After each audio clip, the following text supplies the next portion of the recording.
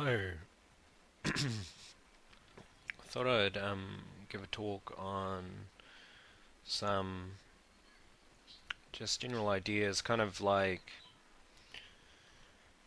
um, coming to a place where I'm thinking more of just the truth of spiritual teachings, like not that spiritual teachings are like a kind of theoretical thing that exists in your mind, like some people think like your beliefs are like part of your person, like who a person is what they believe or something like that, when actually it's more about truth, which is like what's the actual situation, what is our situation, um,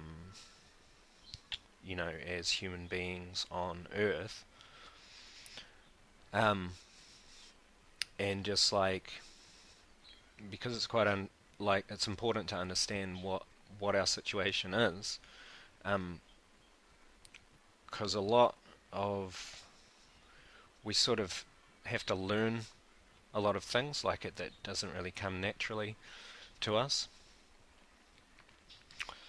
But yeah, just understanding what our situation is like and the truth of that, which isn't really about belief because if something's true, it doesn't really matter whether you believe it or not, um, and you might not know it. So that's another thing. Um, yeah, like people don't really like if someone has beliefs, they're not like um, I don't know, like some kind of thing that's in their mind, like a even a worldview. Like it's not really like a worldview. It kind of depends. I mean, like some people say that we have a belief body, which is like a body which is made of our beliefs, but it's still like dependent on truth. I mean, I think like firm faith, which is developed um, when you get further along in the spiritual path. I guess like what firm faith is like just knowing that's the truth, not like oh I believe this thing's true, but I don't really know it, or I'm not going to act wholeheartedly on that kind of because you don't consider it to be the truth. Like if you think something is true, really true, then you just act on it because I mean it's just the truth. It's just the way that things are. Um, and yeah, I think that's where action comes in, and also the importance of it because once you realize, oh well, this thing is true, there's a kind of a certain amount of seriousness to it. Like you can't just be, I don't know, you don't just sort of think, oh well, I have some beliefs, and this is what I think is true, like sort of like an opinion, like oh, if it just comes up in conversation, this is what I say that I believe is a little bit different from when you know something's the truth. So like one of the things I want to talk about is like the importance of the human life, and this is something that's definitely like reiterated by spiritual teachers. I mean,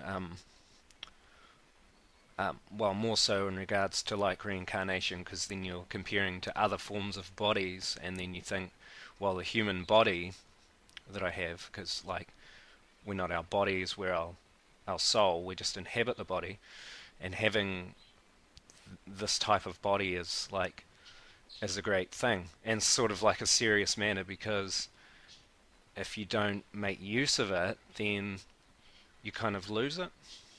So, so I thought even just thinking about like where people start, like, well, where we start is a little bit strange because, like, in a sense, well, actually, we're eternal. We're eternal beings, so we were never created, and we won't ever come to an end either. Um, but in regards to this particular human life, which is sort of the context, like I'm talking about our situation as human beings, like we don't know what we were, what we have been. We only really have memory, and even not a very good memory of what happens in this particular life. Um, but but we're human beings. Presumably, you're a human being that I'm talking to. Um, so yeah, so obviously, like, um, yeah, I mean, I want to offer obeisances to um, the people who have been my spiritual teachers in this life, um, which are Emanuel Swedenborg, the Christian mystic, and Prabhupada um, from the Vaishnava um, Brahma Sampradaya, and um, also Kripalji Maharaj, who I've just recently started learning a lot from, um, and all the others, is others like Eckhart Tolle, um, Joel Goldsmith. Um, and there's just, I don't know, there's just so many that have helped me. So I just offering my respects and obeisances to all of them, um, and also to the Lord God Himself, um, particularly for me in the form of Jesus and Krishna, um, or Radha Krishna, and Lord Chaitanya, and also Lord Buddha. So um,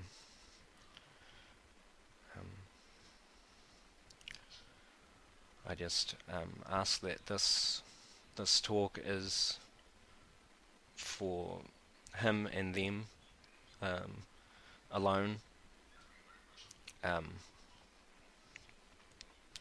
and and um, to fulfill their will to um, benefit other beings. Um, so yeah, I mean, at birth is we carry a body with us, um, um, which is like a subtle body, and that comes into, we have our soul, and then sort of wrapped around it is the subtle body, um, and that enters the womb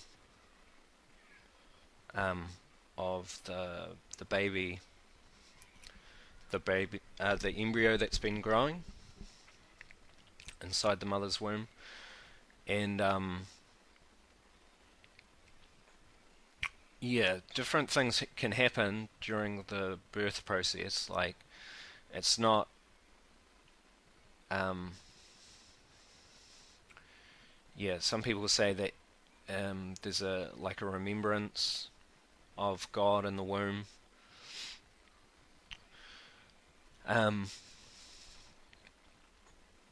yeah, the main thing is that the child is in more of a state of innocence and stuff, which is like um, when once the baby's born, um, it's sort of kept in a state of innocence by the Lord, and if you die in that state, um,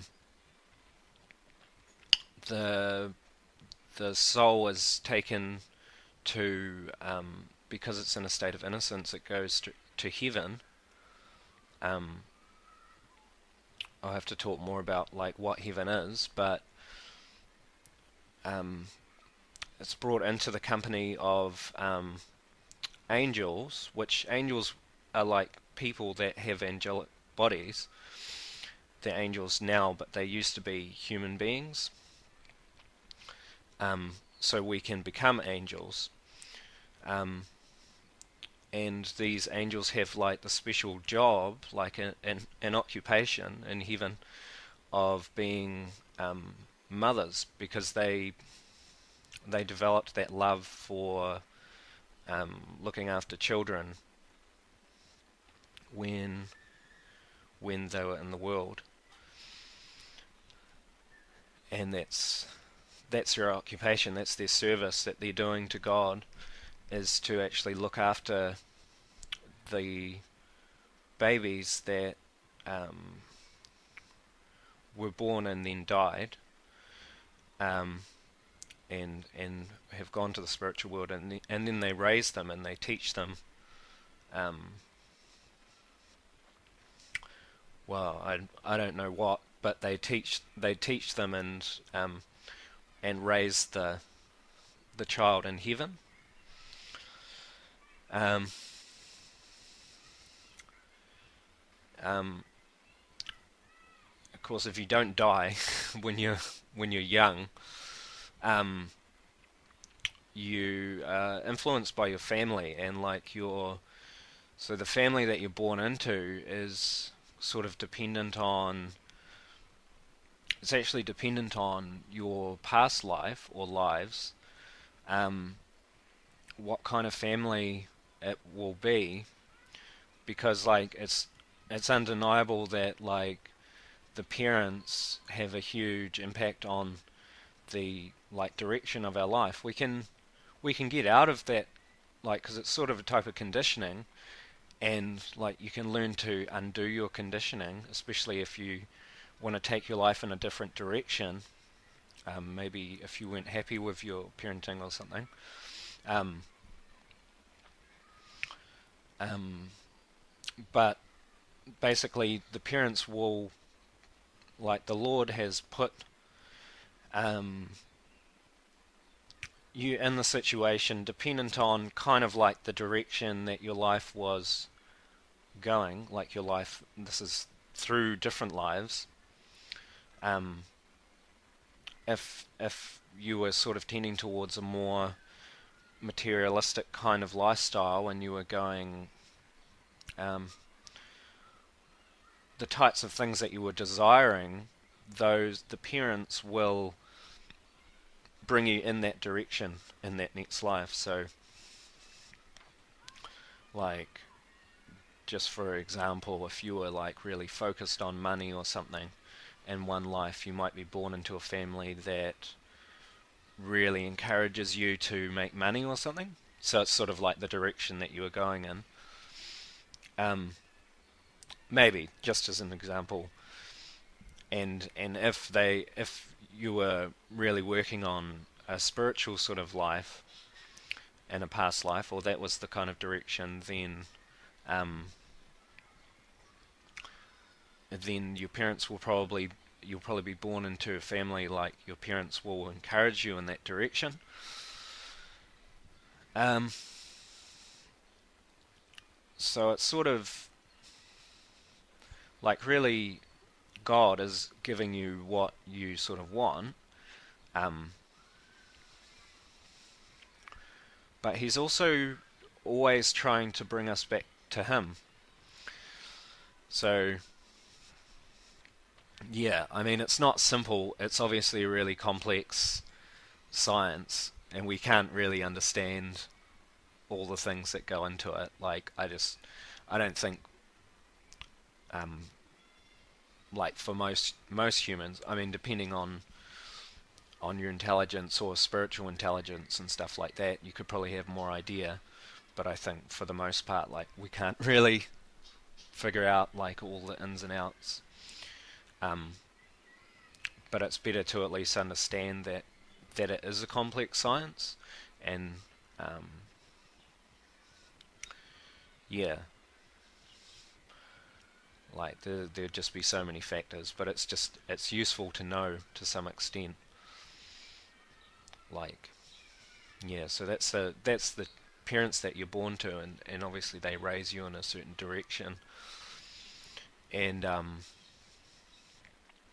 and for the most part, like for that first part of your life, you're still kept in a kind of state where you're not really responsible, you're not really deciding your own life, like in terms of spiritual, like you're not really responsible. I think even they say, well, the karma's kind of on the parents more so, which just means like you're not so much responsible. But once you get to like a teenage, then you um, there's kind of like an outer shell that's been keeping you in a more innocent state or not responsible. But once you get to that kind of teenage state, that like shell or shield, that sort of protective thing is dropped, and then like the inner evils or the inner sin which we were born into, like what is sin is sort of another whole thing. It's basic. It's basically separation, but separation from God. But all those evil desires and everything that were already inside of us are kind of suddenly shown, and then we become more responsible for what those are. Um, which like yeah, so that happens around the teenage sort of stage, and then the mind's still developing. Like you're more developing the mind, and then the intelligence begins developing, sort of from around that like 16 sort of age, or maybe up to 21, and then from 21 to 29, and I think these ages aren't like concrete, but then you're developing your intelligence. So there's still like lots of development which is happening over that stage. Um, but once you get to like around 28, the intelligence is developed, and really life, because like the human form, or sort of like the purpose for all life is to purpose for all human life, or for this world, is to go back to God, or to go to heaven. Like yeah, there's um, but um,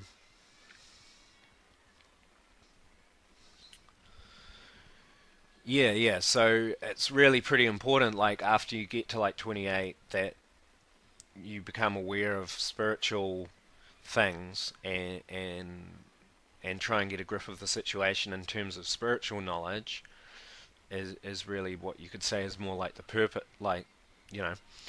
Um, and if you don't, it's a pretty like yeah, like it's it's not so good after that age, because like before that you're kind of working on your like intelligence or intellect, and then it becomes more about spiritual life. Um, yeah. So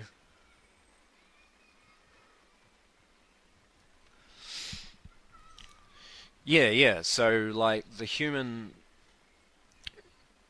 yeah.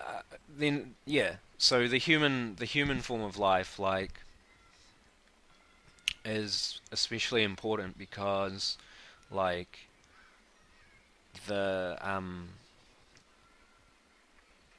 like this body that we're in, like we're not obviously we're not the body, we're in the body, and like it's sort of like a really it's it can be used like a tool, this body, for like for the type of development, for spiritual development, and that's more like what its purpose is. Um, can get a bit confusing because like you know, thinking, well, like what body? I mean, in comparison with what? And you know, some people just get real confused, like when you start talking about animals and stuff. But it is like there's different destinations, there's different places, like sort of like places that we can be and where we are. It's all dependent on our consciousness. Um, like in a human form is the best for actually developing it. It's like it's just an amazing uh, tool. Um, yeah, so you sort of got to wonder like like what actually are we, and like what is consciousness and stuff. Obviously, comes up. Um, and the best way to know is to experience yourself. Actually, just like the only way you have to experience it. Um, and like like definitely like so you have like really you'd want to be getting like some kind of meditative practice or something like that, or like well um, without going into different practices, but um, one way obviously to know yourself or to realize what your own consciousness is to like just sit with it and observe your own self. Like there's elements of knowledge can come into it because you can think, well, I'm not the body, and then like I'm not the mind or whatever, and kind of look back through in that search, and kind of like if you just sit and and don't do anything and just be a human doing, not a human being, not a human doing, like and just be like you can begin to like observe your own self, and like that's a way of like discovering like who we are, and that's like called self-realization. Like I mean, I'm not at like a high level or whatever myself, like I'm just but I'm giving the information, the knowledge. um but yeah, like people like I think because that's that search for like the I, or like who is the I. um yeah, who am I? um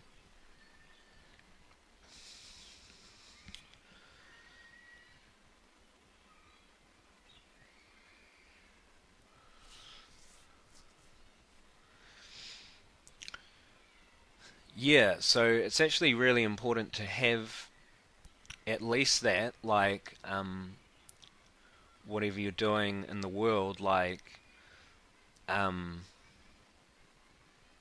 to at least have a meditative practice and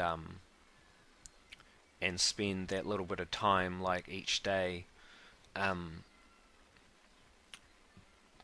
just focusing on sort of that question of who am I, or what is the state of, and just like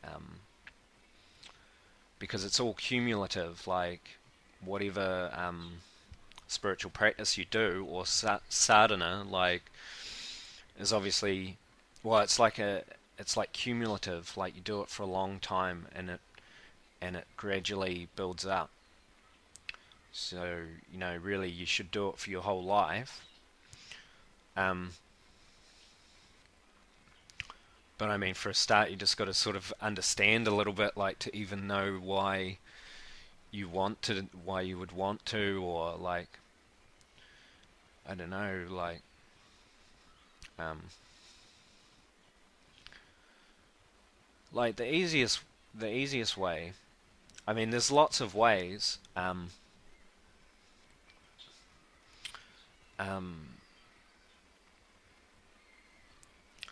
the thing is, like, on the earth, there's like some beings aren't like, for most of us when we're born, we've come from some other, we might have come from an animal form of life, or we might have been in heaven and come back into a human form of life or something, or from hell. Um, and we're just carrying on. We could have been a human in a past life, and and we'll have a consciousness which is sort of developed depending on what we've done, and yeah, or what we are in a way. Um,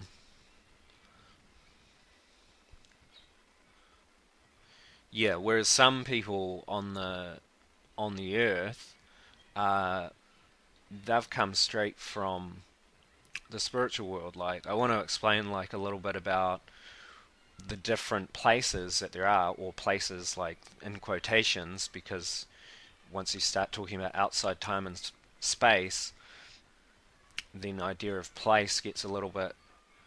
They're not really places, but you can still sort of describe a place just for a general understanding, but it's not how you would think about it. Um, but yeah, some people have come from that place, which is not a place, but the spiritual world itself.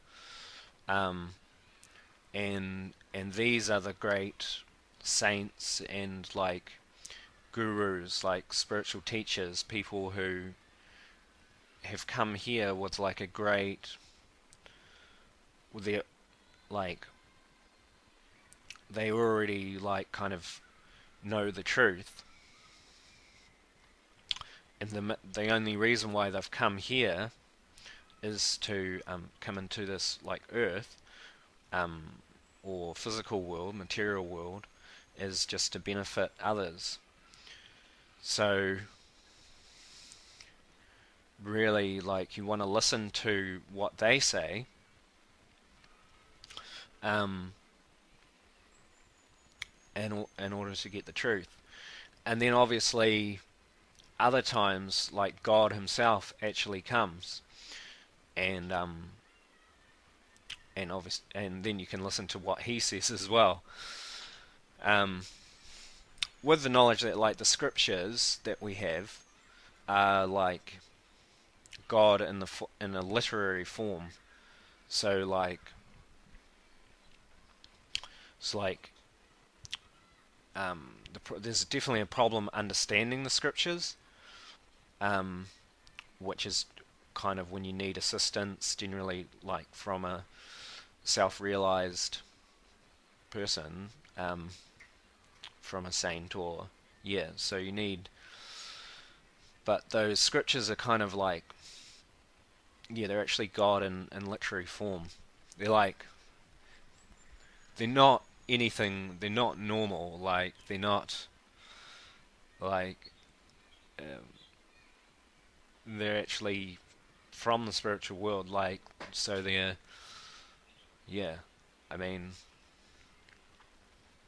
you definitely wouldn't think that they were just like a book, or like, or that someone had just written them or something like that. Um, you would wonder why you would want to read them if that was the case. In other words, it's not just like moral. It's not morals aren't actually really like, well, I don't mean to say like that you should be immoral, but really you want to do all your actions for spiritual purposes, not for a moral reason or something. Because it's kind of like whatever you um, think about while you're acting.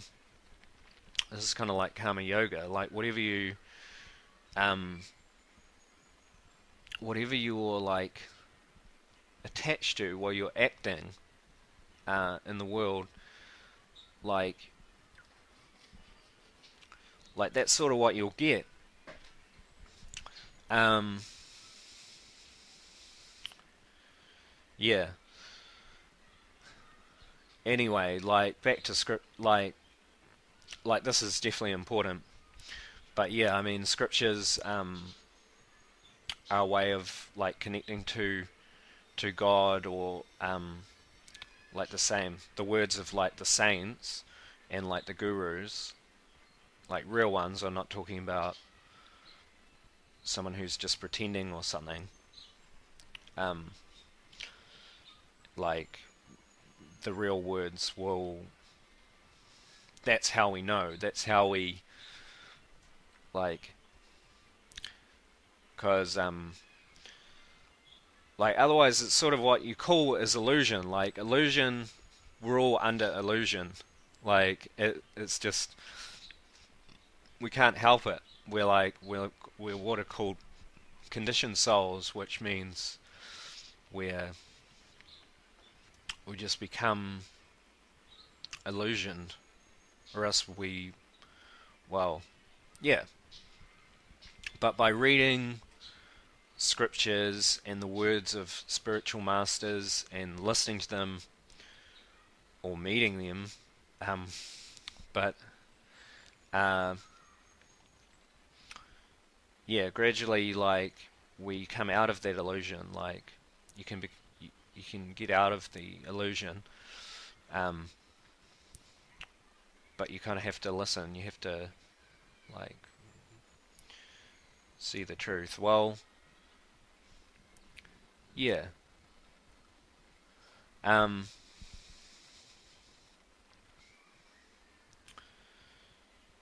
yeah. So like getting back to action, I guess.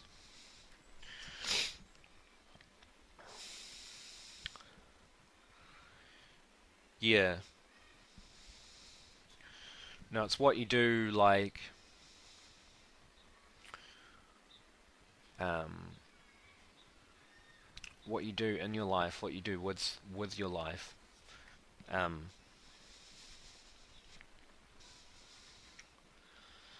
um, yeah, like yeah, if you do something for like a moral purpose, then you're only sort of attached to that. Like it doesn't really like you really need to do um, everything for a spiritual purpose.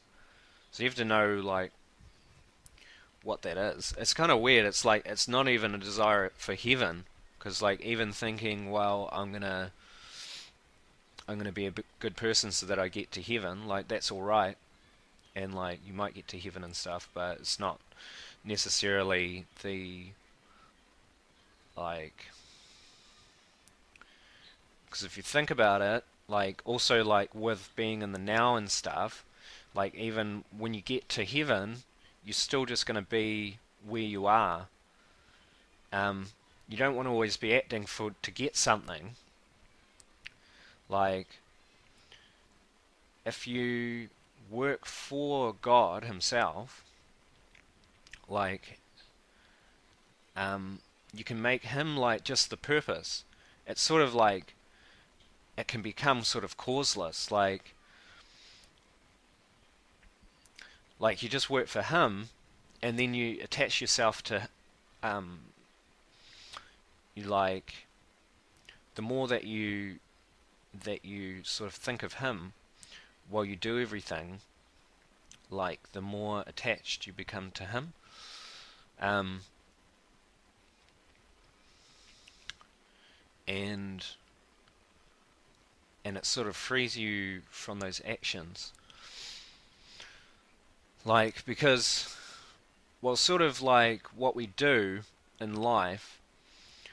Um, there's a sort of rule like you are what you love. So whatever you love most in life, that's what you'll become. Um, so, and that's not like literally.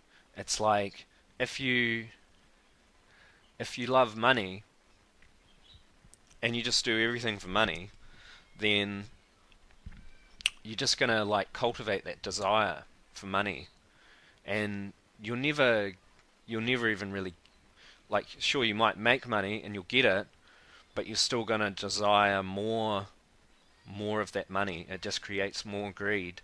Like, it doesn't really satisfy. It will never actually be satisfied. Um,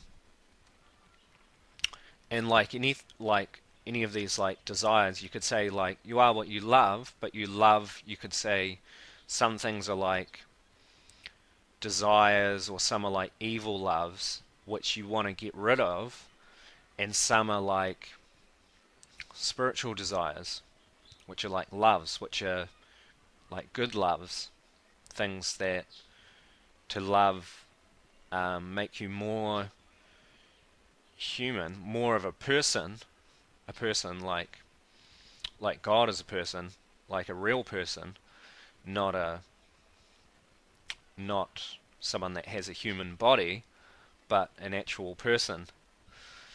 Um, and and actual spiritual desires can be fulfilled and will go on, um, and actually give fulfillment. Yeah. Um, because like there's lots of yeah.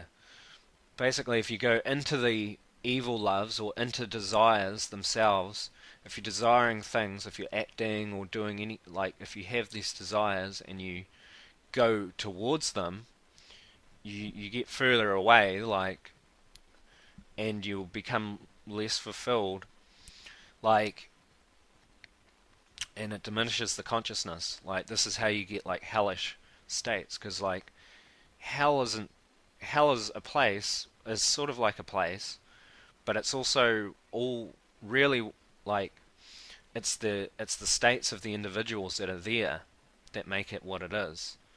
Um, which means like if you just love all these like evil things and you just want honor and you want fame, you want your own um, self really. Like if you're just loving yourself, then like after death, like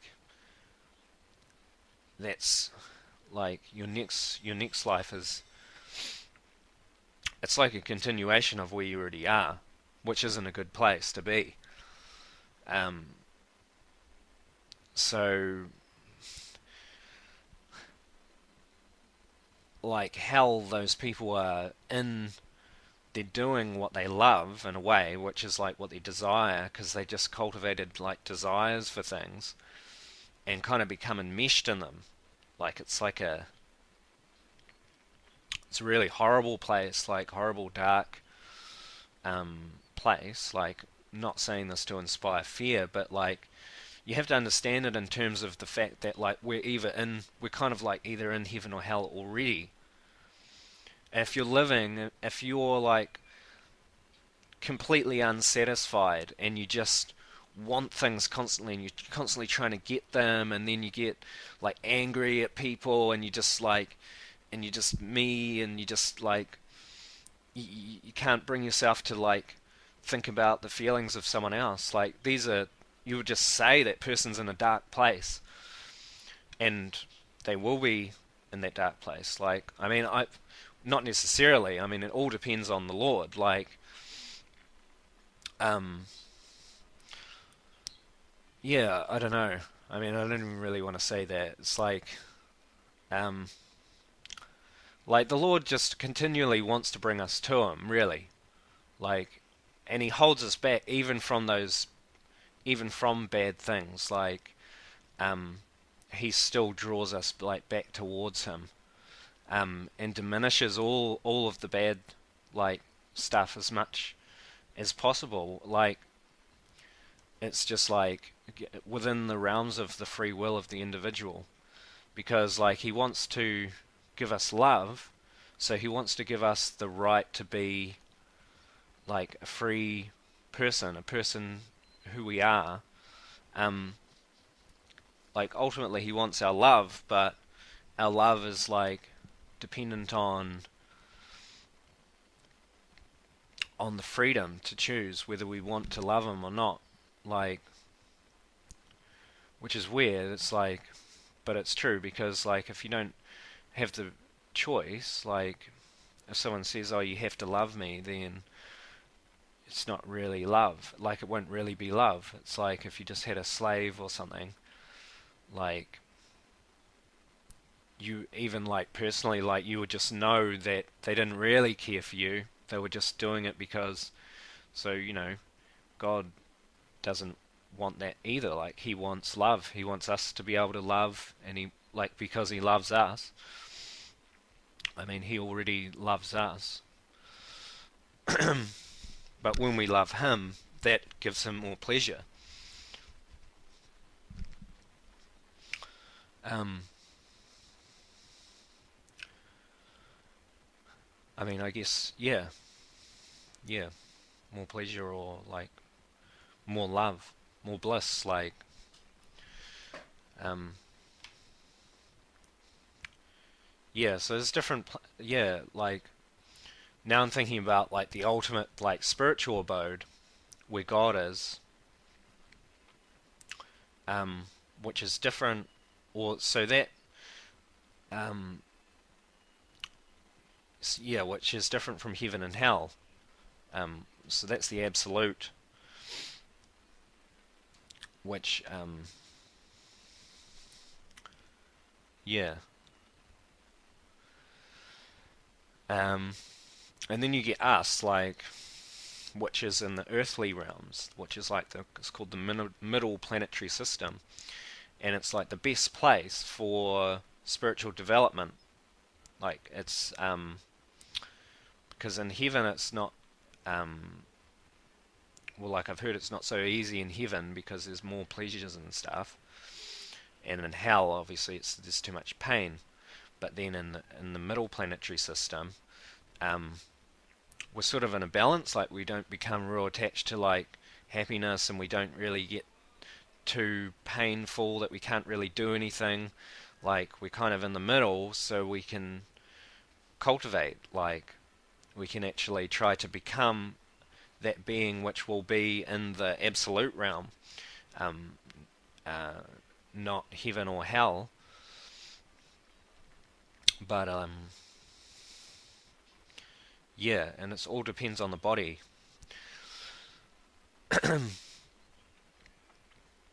Yeah, I don't know. I feel like I've probably talked for long enough. I hope it didn't sound too ranty. I just had the idea of just having a talk because I had some ideas. So I hope you've got something out of it. And yeah, I mean, I guess I just end on um, like the first two commandments that are given in the Bible or in Christianity. Um, like that's the purpose. Like to love God with your heart, mind, and soul, and to love your neighbor as yourself. Yeah. So yeah, I hope you've got something out of this. God bless.